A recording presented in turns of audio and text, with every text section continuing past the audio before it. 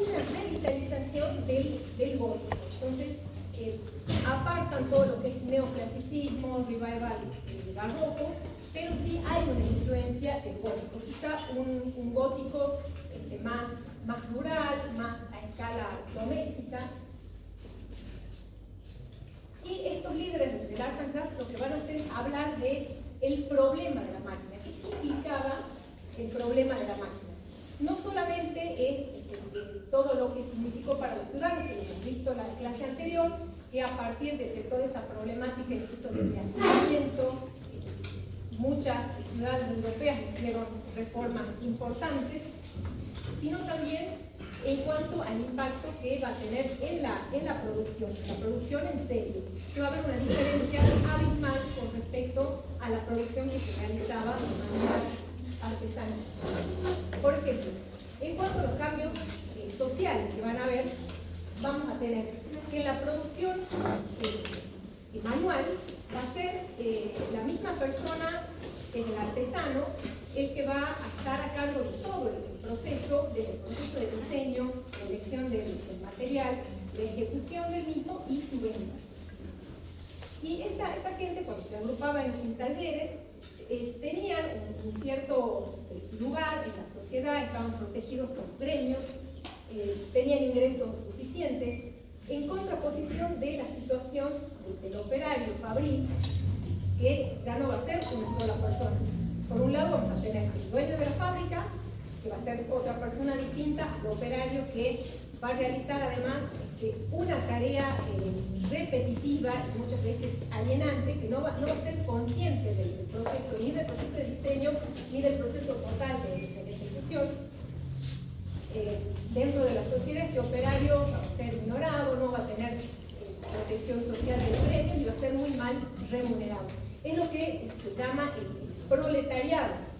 Se llama así porque con lo único que contaba para poder acrecentar su producción es con la prole, o sea, con sus hijos. Es el único capital con que contaba. Bueno, desde el punto de vista del sitio en donde se realizaban estas artesanías, va a cambiar, uno es un taller de artesanos y el otro va a ser la fábrica. En esta fábrica lo que se va a hacer es tratar de copiar lo que hace a la mano de un artesano, pero a través de este proceso de industrialización, de producción en serie, convertido en un molde, en donde lo más importante no va a ser la calidad del producto final, sino la rentabilidad, es decir, que se produzca mucha cantidad a más bajo costo.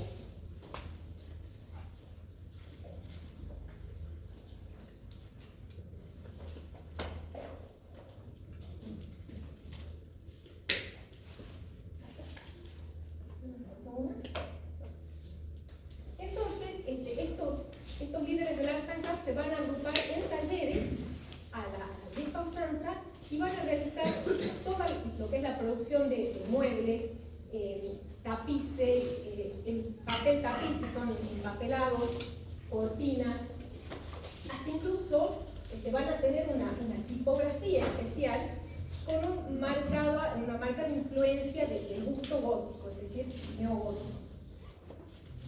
Y todo este problema que ellos plantean en cuanto a la ciudad industrial la van a contraponer con lo que idealmente sostenían que habría sido en un pasado la sociedad medieval, hasta incluso atribuyéndole valores hasta morales, porque hablaban de una sociedad más justa, más tranquila, contrastando con esta ciudad muy llena de una vorágine que era consecuencia de todas las situaciones de la revolución industrial. Bueno, ahora nos vamos un poquito de vuelta a Francia para recordar este personaje, Viollet Ledoux, que es como el padre del revival medievalista o gótico, que va a tener su contemporáneo también en Inglaterra, pero Viollet Ledoux lo que hizo en Francia fue restaurar muchísimas catedrales y castillos góticos. Entonces eso encendió la curiosidad o el gusto o el interés por todo este revival gótico, pero ya en el siglo XIX. Viollet Ledoux se opuso a la Escuela de Bellas Artes de París Igual que la Escuela de Bellas Artes de París usó a Viollet Leroux.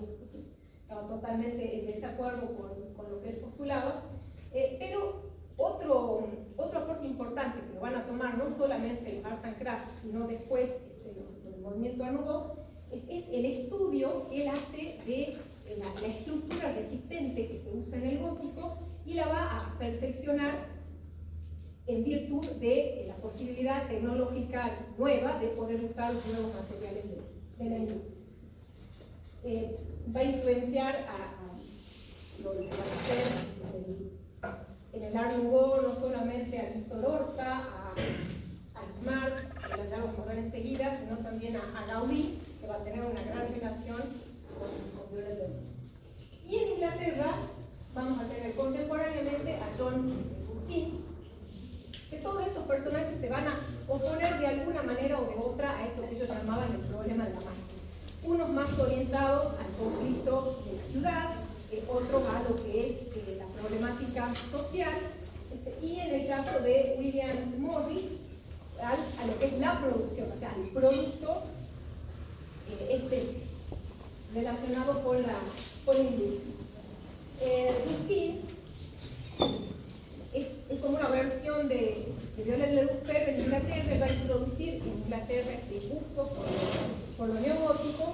Se va a diferenciar de Viollet Leroux porque él no va a aceptar la restauración de los edificios medievales, sino que a él, en alineación con el romanticismo de Inglaterra, va a preferir que queden como en ruina, porque él dice que no se puede volver, textualmente él hablaba de que no se puede resucitar un muerto, pero entonces que esas ruinas hay que admirarlas y cuidarlas así como están. Y va a escribir un libro que se va a llamar 7 lámparas de la arquitectura. Esto es interesante porque 7 lámparas que él nombra son el sacrificio, la verdad, el poder, la belleza, la vida, la memoria y la obediencia. Volvemos con esta insistencia en atribuirle hasta valores morales o éticos a este nuevo movimiento o esta corriente de la arquitectura. Lo vamos a ver reflejado a través de la expresión de los materiales, de la estructura, todo lo que él habla en cuanto a la verdad y la autenticidad. Pugin, en la clase pasada hemos visto como ejemplo de la arquitectura neogótica el Parlamento de Londres. ¿Se acuerdan que junto con Charles Barry es uno de los arquitectos que va a construir con estilo neogótico en Inglaterra? Y William Morris va a ser un artesano, un empresario textil, se va a dedicar fundamentalmente a producir tapices, pero no solamente eso, sino que va a dedicarse al diseño de muebles, papeles, cortinas, va a ser diseñador de vidrieras, y lo que va a hacer es formar un taller en donde se realizaban por encargo todo este tipo de producción, todo lo que servía para equipar la casa, desde las alfombras, la vajilla, las cortinas, vitrales, trabajos de herrería, absolutamente todo lo que tiene que ver con las artesanías a la manera que se usaban previamente a la revolución industrial. Ellos querían volver a algo más simple, pero por ahí era un poco ideológico, porque en el fondo todos estos productos encarecían la producción, con lo cual terminó siendo también una producción para una élite, porque era mucho más caro que los productos industrializados. Bueno, acá tenemos ejemplos de estos papeles tapiz, muebles que tienen reminiscencias góticas en cuanto al diseño, hasta incluso las tipografías, son las letras, que nos hacen acordar a esta caligrafía gótica. Y en cuanto a la arquitectura, el primer ejemplo que vamos a ver es el icono que representa al movimiento Art and Craft en cuanto a la arquitectura. La casa roja Red House en Londres, en 1859, es una casa realizada por el arquitecto Philip Webb, pero la construye para William Morris. William Morris, el señor que tenía este taller, y él va a equipar absolutamente todo en su casa. a partir del diseño de Philip Webb. Y tenían un concepto de la arquitectura y de las artes que ellos le llaman la obra de arte total. Acuérdense de esto, de la obra de arte total, porque es un concepto que va a trascender después, ya cuando veamos el Art Nouveau, lo va a tomar del Art and Craft. ¿Qué significa? Que todas las artes, las artesanías, la pintura, la escultura, toda la apoyatura que comentamos sobre las artesanías, va a confluir en la arquitectura y va a formar la arquitectura y la artesanía y las artes una obra de arte total que no se puede separar. Es decir, que un diseño está pensado en función del otro. Como podemos ver, es una clara reminiscencia al gótico rural. ¿Por qué se llama Casa Roja? Por el ladrillo. El uso del ladrillo y la teja, que acá volvemos a tomar en cuenta esto de la sinceridad y de la verdad, que el material se expresa tanto el ladrillo, mostramos el ladrillo, de las tejas. Y acá ya empezamos a ver varias cuestiones que van a empezar a contraponerse con la arquitectura neoclásica desde un punto de vista también ideológico, porque combatían esta grandilocuencia que se asociaba a la arquitectura neoclásica. Bueno, fíjense ya el planteo nomás, en planta, una ruptura total de la simetría, tan considerada en la academia. Es un planteo en L que abraza a un sector del jardín en donde hay un aljibe que pasa a ser como el epicentro organizador de este jardín, un jardín totalmente ya más descontracturado, con este protagonismo de la naturaleza. O sea, parecen que estas plantas hubieran crecido de forma natural y espontánea, pero tienen un diseño. Otro elemento que aparece también confrontándose con el neoclasicismo es la aparición de los pasillos para ir distribuyéndose hacia las distintas habitaciones o locales. Ustedes recuerdan que acá tengo el plano original de la casa y compárenla con lo que podría haber sido un planteo clásico, en donde para atravesar un espacio a otro teníamos que ir pasando de un espacio al otro sin tener este elemento conector del pasillo. Entonces ellos lo que proponían es la vuelta a una vida más sencilla, más tranquila. Todo apuntado a esta contraposición con la situación que representaba la revolución industrial. En el interior, mucha madera, mucha calidez, muros blancos o empapelados, y todo lo que ven en cuanto a decoración y equipamiento está diseñado por William Morris y su taller. Las alfombras, bueno, incluso esta textura del ladrillo rojo a veces ingresa al interior en forma de las chimeneas. Acá se ve un pedacito, ¿puede ser?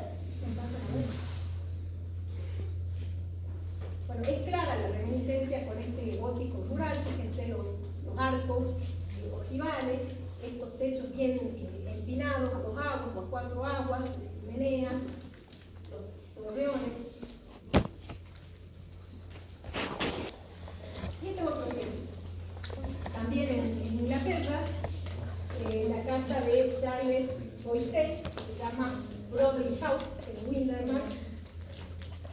Vemos otra vez un planteo en L, también característico del movimiento Art and Craft, en donde está bastante diferenciada la planificación de lo que es la parte pública con la parte privada ya del dormitorio. Nuevamente la circulación a través de un pasillo que va conectando los espacios, y en el interior una calidez dada por los materiales, la madera, el diseño de los muebles, también con este concepto de la obra de arte total y la inclusión de la naturaleza, que es un elemento de inspiración importante que también está permitido por la nueva tecnología del vidrio, que permite estos grandes paños vidriados, que en este caso tienen la particularidad de que son unos 2 windows de secciones circulares circular, que son medios cilindros, que actualmente es un club náutico.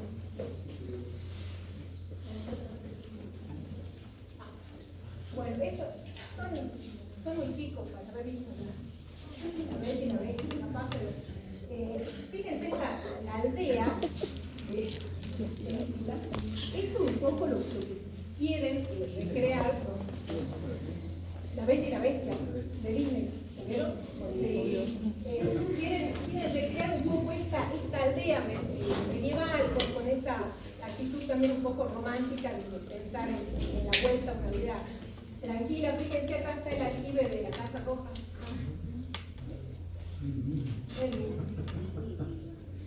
Y bueno, y acá tenemos otro ejemplo, fíjense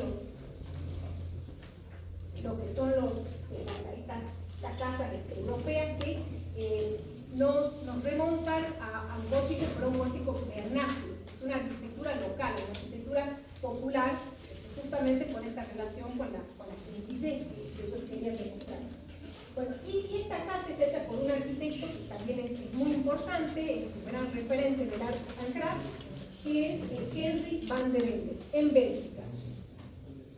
Si bien tiene un planteo más compacto, ya vamos a ver una planta, pero Henry van de Velde, al igual que todos los art and craft, en este caso él mismo va a diseñar absolutamente todo, tanto la arquitectura como absolutamente todo lo que hay en el interior de la vivienda. Los muebles, las cortinas, las alfombras, y acá un dato un poco perturbador, hasta el vestuario de su esposa va a estar en composé con las cortinas y haciendo juego con el resto del mobiliario. Bueno, acá hay una silla, diseñé un montón de sillas de Van de Velde, pero bueno, esta característica de esta casa, acá vemos a la señora, no se la ve muy contenta, pero hacía juego con el resto de la casa. Bueno, un planteo más compacto, con una doble, triple altura acá en el hall de acceso que envuelve a la escalera, y todo lo que es la producción de artesanías al servicio de la agricultura. Bueno, pasamos. ¿Alguna duda? ¿Hasta acá? Sí. ¿Por qué los techos eran tan empinados, profesor? Porque tiene que ver con esta reminiscencia del gótico rural. Es simplemente un lenguaje, digamos. Pero sí responde al clima. Es un clima con nieve, entonces son útiles esos techos.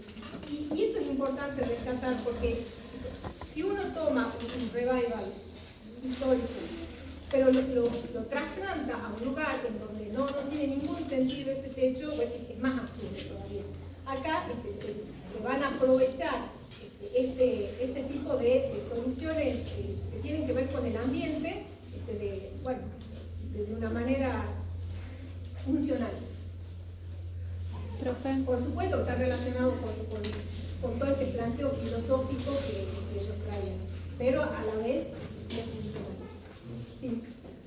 ¿Este movimiento atravesó de alguna manera a las clases bajas o fue puramente elitista? Es importante, en el fondo terminan siendo movimientos de élite, sí, tanto para la arquitectura como para la producción.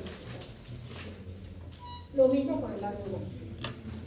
¿Qué pasa con el Art Nouveau? Es un poquito posterior, hemos visto que el Art and Craft arranca a mediados del siglo XIX y tenemos el Art Nouveau ya hacia finales, en un periodo bastante corto, pero con un impacto en la arquitectura y en el movimiento cultural muy, muy importante. Va a estar inspirado en distintas influencias previas, como lo es el revival gótico, pero desde el punto de vista de este estudio estructural, ¿no? de estudiar los materiales, la optimización de los materiales y los detalles constructivos en función de una estructura eficiente, una estructura de sostén eficiente.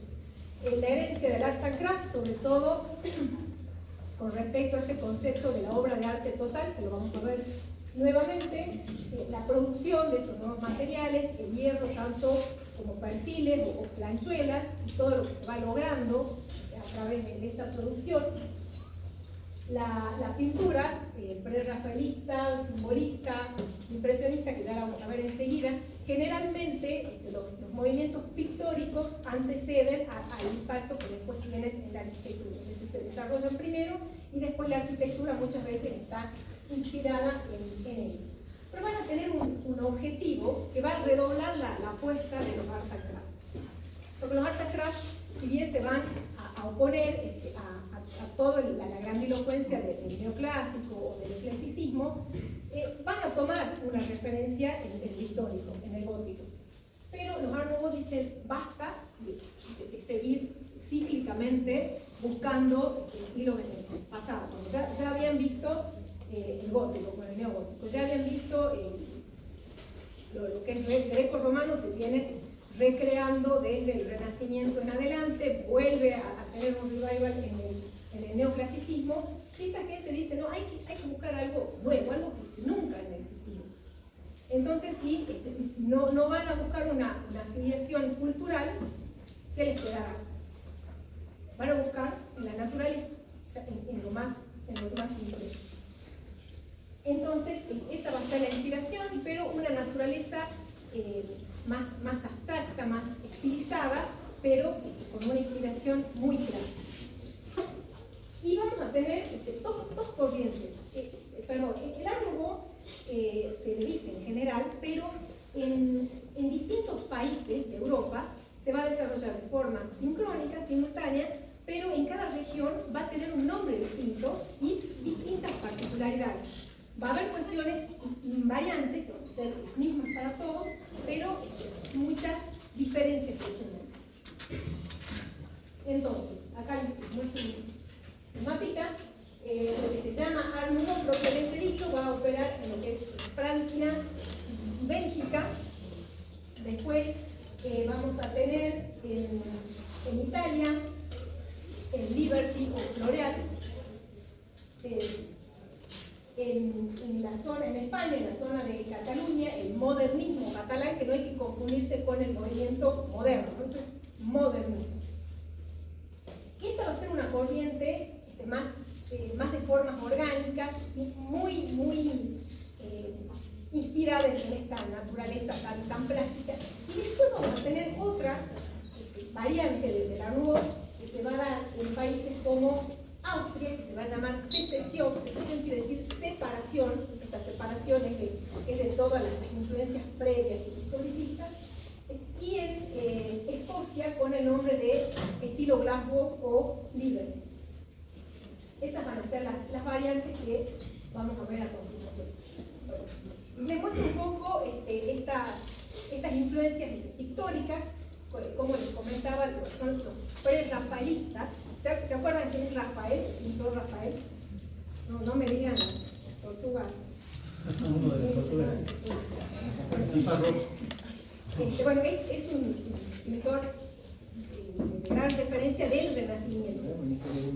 Vemos una imagen Ajá. Bueno, seguro se acuerdan todos de Rafael. Entonces, junto con este criterio de desprenderse de todo lo que tuviera que ver con lo clásico, van a buscar una inspiración en la pintura anterior al Renacimiento, por eso se llama pre-Rafael. ¿Y cuáles van a ser las características? Los temas de la naturaleza, acá tenemos la afiliación con la naturaleza, y fíjense cómo están pintadas las flores, que prácticamente parece un catálogo de botánica. Bueno, los temas relacionados a las obras de Shakespeare, como en este caso que es Ofelia, un personaje, también son bastante comunes. Vayan mirando las fechas, 1850, 1852, esto es previo al Art Nouveau, pero son fuentes de inspiración. Los paisajes pintoresquistas, pintorescos, ¿saben qué quiere decir? Que es digno de ser pintado. Entonces todos estos paisajes con mucha naturaleza, en este caso pintora a sueldo de 1851, como escenas muy espontáneas, cotidianas, o esta obra de Zarzal, de Burne Jones, en donde se llaman los soldados caídos, y prácticamente el que está conteniendo este fondo, que de naturaleza, que aquí incluso genera un fondo más complejo que la figura a la que está contenido. Toulouse-Lautrec, un pintor post-impresionista. Toulouse-Lautrec, francés, había nacido en una familia de alta sociedad, pero bueno, tenía un problema físico, tenía una discapacidad que lo relegó de estas altas esferas sociales y se refugió en los burdeles, en lugares en donde se sentía más cómodo y más integrado. Entonces, uno de los temas principales de su creación son las bailarinas, las mujeres, y acá lo que vemos es la fuerza de la curva, que va a ser una de las protagonistas del Art Nouveau. La curva sinuosa, sensual, que prácticamente es la generatriz de la obra. Después, letreristas como la Mouchard, en donde consecuentemente con el uso de la curva, de la línea curva, la figura de la mujer, por su sensualidad natural, también va a ser protagonista de motivos, no solamente pintura, sino también en la arquitectura. Pero fíjense cómo la línea va abarcando la totalidad de la obra.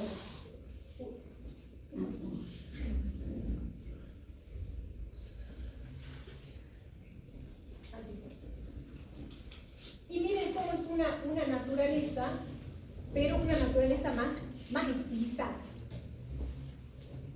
También el uso de joyas, de artículos comunes. Recuerden esto de la obra de arte total, así que absolutamente todo se va a diseñar en función de esta estética. También la tipografía, acá se vuelven a ver estas ondas, estas curvas que parecen inspiradas en la naturaleza. Y les muestro acá un detalle, hacemos un paréntesis, llegamos hasta Salta. Bueno, les cuento que aquí en Salta no hay arquitectura Art Nouveau, no llegó, estamos lejos en distintos aspectos. Pero algo que siempre me llamó la atención, que conocen el Colegio Salesiano, tiene el logo en las rejas. Fíjense estas formas curvas que tiene la A y la Z, son inspiración Art Nouveau. Y si ustedes se fijan, la fecha de construcción de este colegio es de principios del siglo XX. ¿La vieron? ¿La conocían? ¿Pasaron por ahí?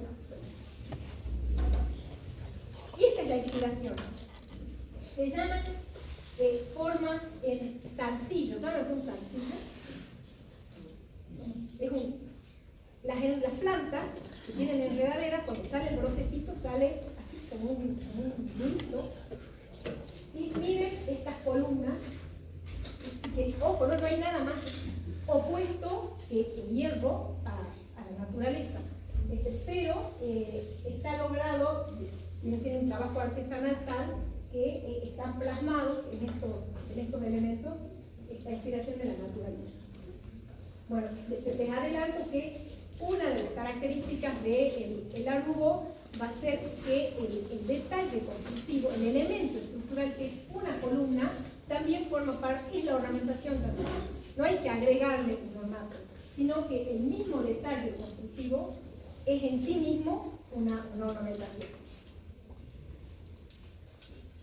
Formas en látigo, pero el movimiento que hace un látigo cuando se sacude en el aire, que genera esta forma curva con un desarrollo que dicen que hay un patrón logarítmico con el que se puede reproducir esta forma, los líneas.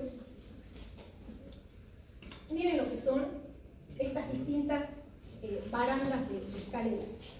¿Y qué vemos acá? Que esto es algo súper importante de lo que es el Art Nouveau. Son materiales industriales, como lo es la planchuela de hierro, por ejemplo, pero trabajados de manera artesanal. Fíjense el trabajo artesanal, pero a partir de un nuevo material, producto de la industria.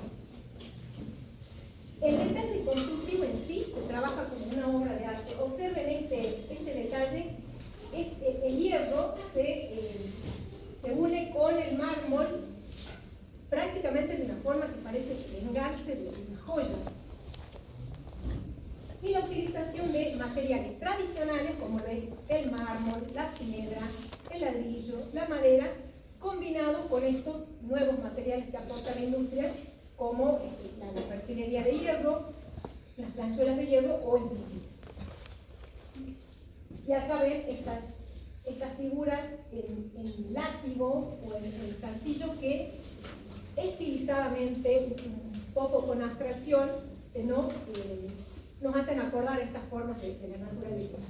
Incluso los líderes del Art Nouveau hablaban de lo que es el Einfühlung, que es una palabra en alemán que significa empatía. ¿Y a qué se referían con esta empatía?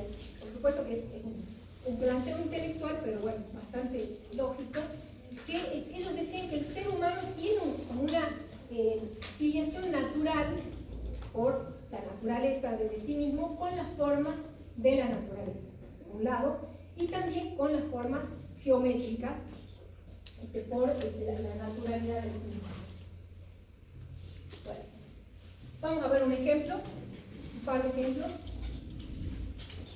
La casa Tassel del arquitecto Víctor Horta en Bruselas, 1892 y 1893.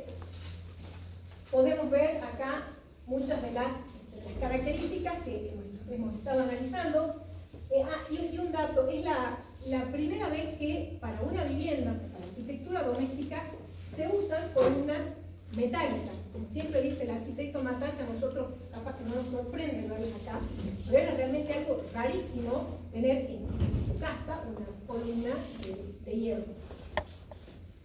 Esta columna de hierro, fíjense lo que es el capitel, tiene un trabajo artesanal riquísimo y la obra de arte total. O sea, todo está relacionado, todo tiene el mismo leitmotiv.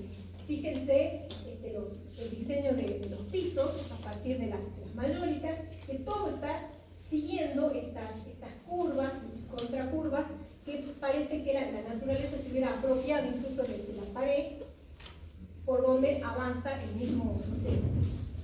Y por supuesto el uso del vidrio, que va a permitir junto con las columnas de hierro iniciar una suerte de fluidez espacial.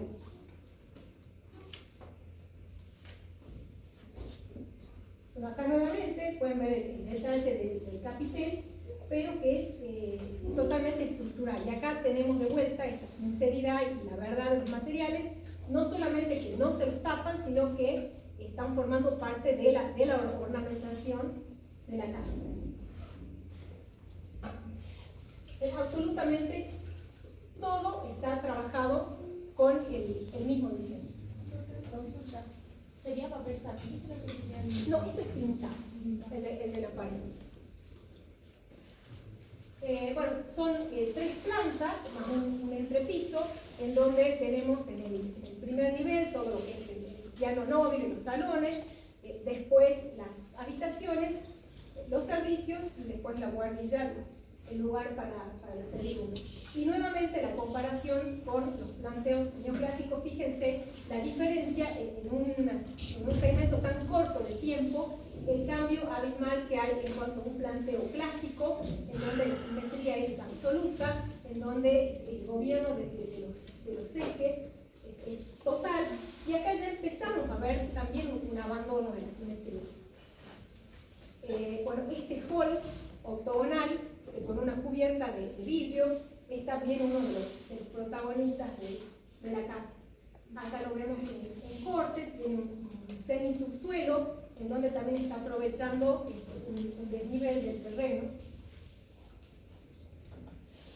Y acá se ve un poquito más en detalle. El espacio de la escalera y el hall con esta cubierta de vidrio que genera una entrada de luz que significa una espacialidad muy sensual, muy acorde a todo lo que es la estética del movimiento. En cuanto a la fachada, en este caso, Víctor Horta fue bastante contextualista. Fíjense que las casas que tenían la vuelta, que tienen que ver con lo que es el academicismo, él usa un revestimiento de piedras. Volvemos a esta esta mezcla de materiales tradicionales con materiales nuevos de la industria, pero fíjense cómo trabaja este volumen saliente en donde estas columnas de piedra están combinándose con el vidrio, que después se continúa en el segundo nivel, ya dándonos ideas de estas características del movimiento armónico. Y con un movimiento de la fachada que hasta prácticamente desde el punto de vista conceptual nos podría hacer acordar a una fachada barroca.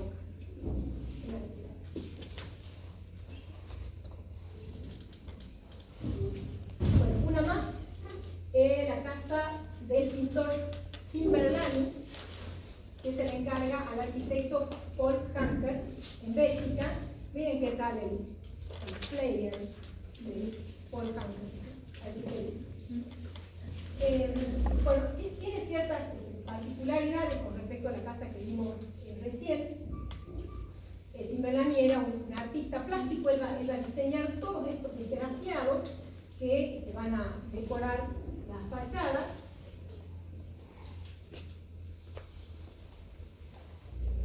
Acá se aprecian con detalle. Y el uso del círculo también va a ser característico del Art Nouveau.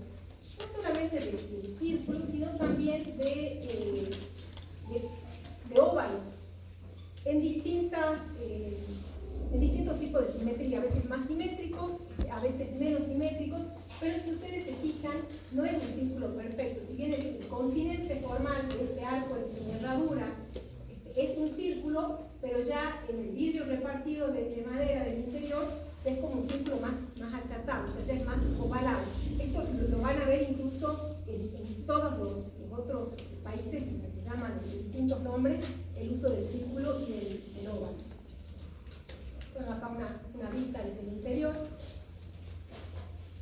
Bueno, algo curioso en este frente, fíjense que rompe totalmente con el planteo simétrico y la modulación. Miren lo que es este acceso. O sea, no está ni siquiera al medio. No solo que no está en medio, sino que bueno, acá hay dos ventanas, que no tienen nada que ver con el tamaño de esta. ¿Y esto qué significa? Que ya está priorizando la organización funcional en planta y no esta cuestión de no mostrar lo que pasa en el interior en función de respetar ciertos cánones estéticos de simetría y demás que venían del neoclasicismo. Bueno, acá, si se acuerdan de la foto anterior, después parece que le hicieron un garage. Estos eran iluminación y ventilación de semisubsuelo. Estoy segura que las rejas no son originales también. Otra cuestión, acá, esto que ven acá es un perfil metálico que era totalmente impensado ponerlo a la vista en una fachada. La obra de arte total.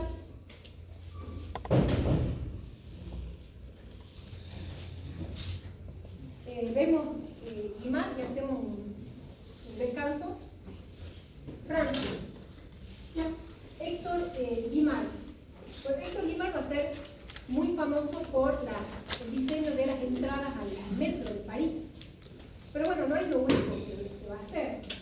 Bueno, es muy interesante el planteo que él hace en el Castel Béranger, que era su casa. Béranger es el apellido de su esposa. Observen el acceso.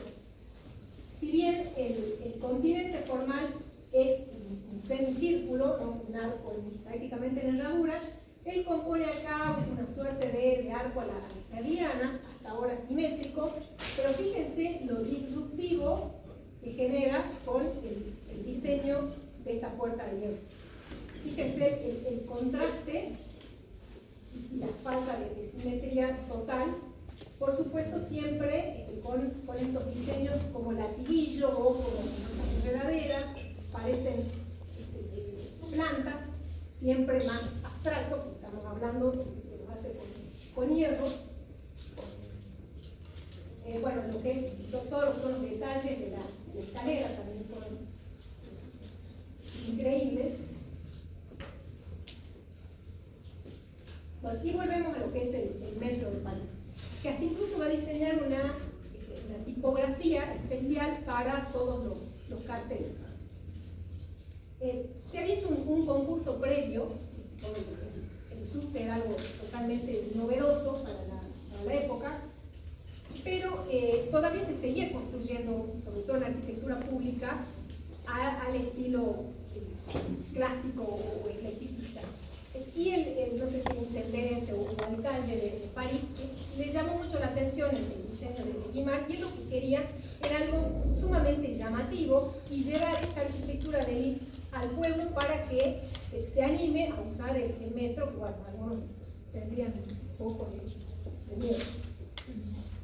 Entonces lo elige a Guimard para hacer todo este diseño. Fíjense lo que son estas lámparas que parecen como ojos de insectos o plantas con flores o con frutos. Bueno, va a diseñar lo que es la estación. Esto ya actualmente no existe, pues sí quedan muchas de las estaciones. Fíjense la época, 1900 a 1912. Miren lo que es la marquesina de vidrio con hierro, también siempre usando estos nuevos materiales y la tecnología que permite la industria. Ven de nuevo la forma del arco en herradura.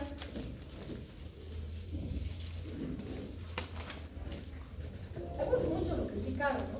Le dijeron que si los chicos que estaban aprendiendo a leer, ¿no? Bueno, se iban a confundir. Actualmente es uno de los símbolos del país. Una letra que se puso de moda hace poco también. ¿Cómo? Está de moda actualmente la letra Argol. Argol, bueno, es distintiva. No tengo una remera que... Distintiva del momento y de la ciudad. Fíjense estos paneles prefabricados, por eso que también es algo producto de las nuevas tecnologías que se fueron ensamblando con remache de hierro fundido. Por supuesto que el trabajo de herrero también es impresionante, ¿no? Más allá del diseño de Guimard, y está hecho con acero esmaltado color verde, para que parezca bronce primero es más caro el hierro.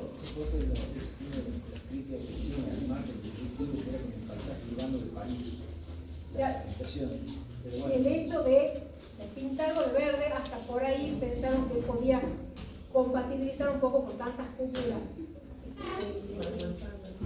de las mansardas y todo lo que es el óxido de bronce, que es color rojo. Pero no se salvó de la crítica.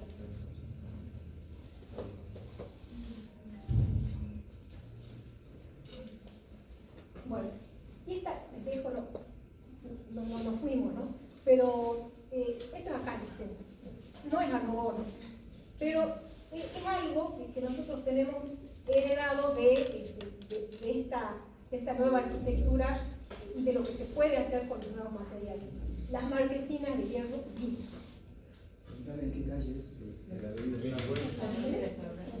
En la web. En la Mitre. La Mitre actualmente es una casa de familia. No funciona aún, es clínica. Son patrullas. Sí, los consultorios privados. Que por supuesto, salvando las distancias, bueno, solamente después cierren los ojos, despéganlo, porque no es arrugó, pero estas marquesinas se empiezan a usar en Europa gracias a la producción industrializada. ¿Descansamos? ¿15 minutos?